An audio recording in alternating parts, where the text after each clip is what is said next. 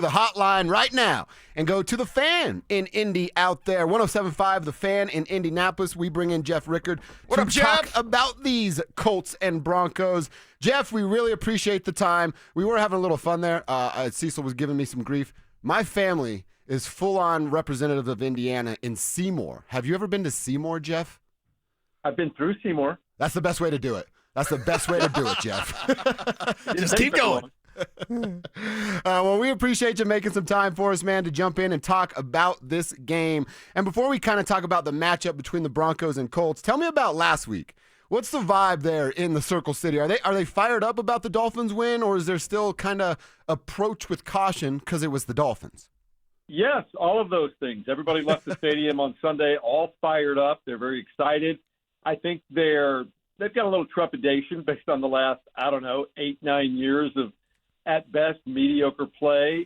They were all pleasantly surprised by Daniel Jones, 22 of 29, 272 yards. We all saw that coming, right? Yeah. We all knew that was Yeah, exactly. Saw that coming and waiting for it to see what can happen this week. Is this a revenge game for Jonathan Taylor? Based on last year, he's dropping the ball before he crosses the goal line, basically allowing the Broncos to make the playoffs. I mean, that's a loss if Taylor doesn't drop that ball. Is he thinking revenge this week, do you believe? I would think so, but both he and Shane Steichen are refusing to go there. They're just, they're doing their best Bill Belichick, like, hey, we just got to play this game. We're on to Denver. But you can't tell me that, there was at one point, I think last year, there was a touchdown that Jonathan Taylor scored, and he, visibly held the ball with both hands as he was going into the goal line. Right. So I know that it's on his mind. He's a terrific player. Yes. Last week, he looked like Jonathan Taylor, 18 carries, 71 yards. He was effective when they ran him. Daniel Jones, look, what can I say? With time to throw, he spread the ball around. Pittman had 6 catches. Tyler Warren, who we'll talk about a lot, had 7 catches. 5 other guys, 6 other guys, as a matter of fact, had catches. So, if he gets time, the idea with Daniel Jones is, as Shane Steichen said, and the reason he won the starting job, I just need somebody that can operate my offense. And this is a decent offensive line. If they can give him time to make his reads and make a good throw, he'll probably do that. Now the question is with the Denver Broncos, who, as you guys know better than anybody, led the league in sacks last year and just terrorized poor Cam Ward last week. How much time is he going to have? That's probably what this game comes down to. Jeff, I'll bring it up. You brought his name up there, Tyler Warren, and you said it, the 7 catches, 9 targets, 5 of those 7 went for first downs. Oh, Andy had a rush from the fullback spot. In watching some of the game that I watched last weekend, it almost felt like that there's more for Tyler Warren. Do they even want more out of this kid as the season goes on? Yeah, I think they'll start to trust him a little bit more. They already trusted him with being in on key passing situations as a blocker.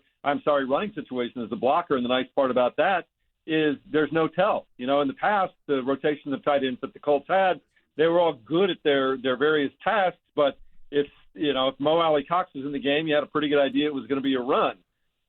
Some of the other guys came in, hey, they might throw to the tight end. With Tyler Warren, not only can they line him up anywhere along the offense, backfield, in tight, in the slot, out wide, they can just do a lot of different things with him. And I think as more trust is gained with the coaching staff, Shane Steichen is going to put a lot more on his plate, and he earned every bit of what he got. The man hit the over on his over-under for catches in the first quarter, early in the second quarter last week. It's insane. He makes catches. Cecil put it best on our show this morning. It might be that the young man in Chicago is the best tight end in the draft, but the best football player might be Tyler Warren. He's just a football player. He wants to block you. He might want to run you over if you're in front of him.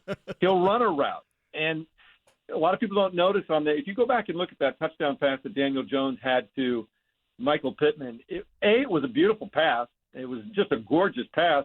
But the reason that he was so open is Tyler Warren forced the Miami safety to make a decision. Yep. And he took double coverage away from Pittman. Pittman won his one-on-one, and there she goes.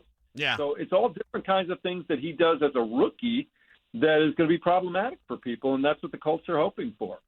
Anytime you wear John Riggins' number in college, I think old heads we're gonna enjoy your game. That's for sure. Now, I want to recognize and acknowledge, Jeff. This is almost a Freaky Friday situation because Dover here is an Indiana guy now in the Mile High City. You are a Colorado guy now in Indiana. Yeah. So I want to know the national kind of thought or the Indiana thought on Bo Nix. And be very careful. Our producer, Kev, will hang up on you if you say anything bad about Bo Nix. But, like, what, we've heard, Colin Coward or Kay Adams, like, oh, my God, Bo Nix, he's top 5. Like, he didn't play like it week 1. What's the national perspective? What's your perspective on Bo?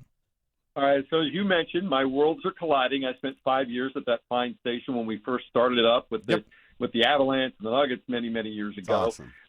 I'll always be a Broncos guy, and I was very excited, like every Broncos person last year, at the way that Bo Nix progressed through his rookie year, knowing that there's a long way to go for him to truly be a franchise quarterback.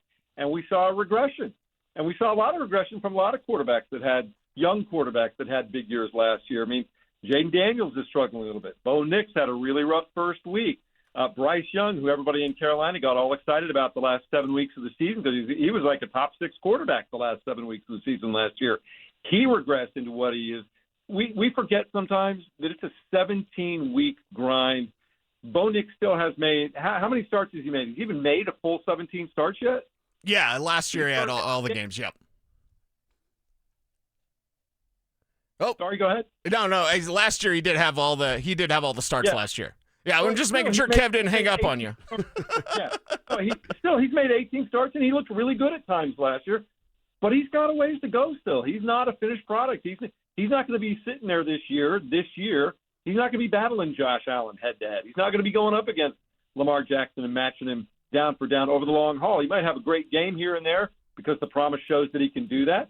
But realistically, he's still got a lot of room to grow, and I think this is a great opportunity for him on the road against a team that took the playoffs away from him, or they gave him the playoffs last year. I should say the Colts gave the Broncos a great shot at the playoffs.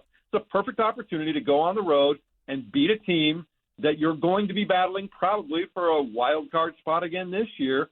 So I'm really curious and optimistic about how Bo Nix responds to this one.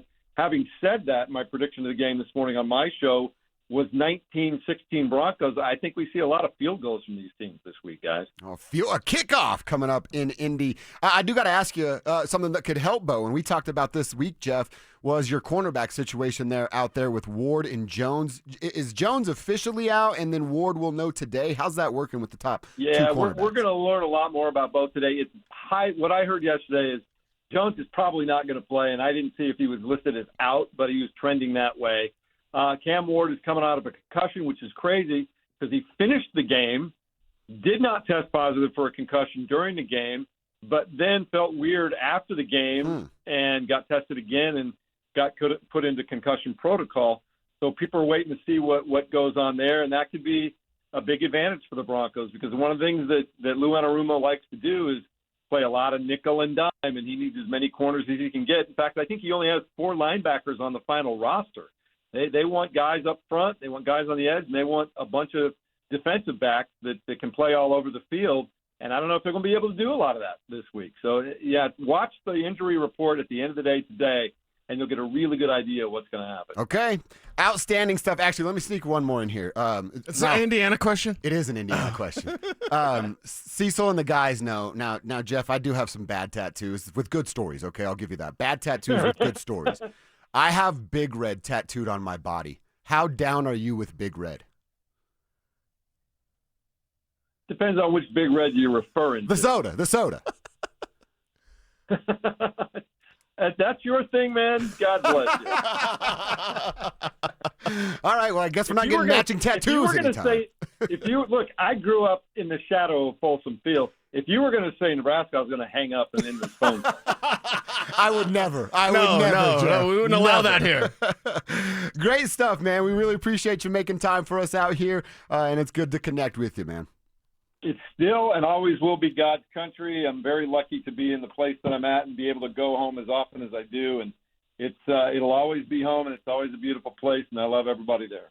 Well, we appreciate you. Thank you, There Jeff. is Jeff Rickard on the hotline right there from 107.5 The Fan out there in Indy. Good insight on what the Colts have going on, and we'll react to a few things, reset some of that a little bit later on. That cornerback conversation is certainly going to get reset for how the Broncos could take advantage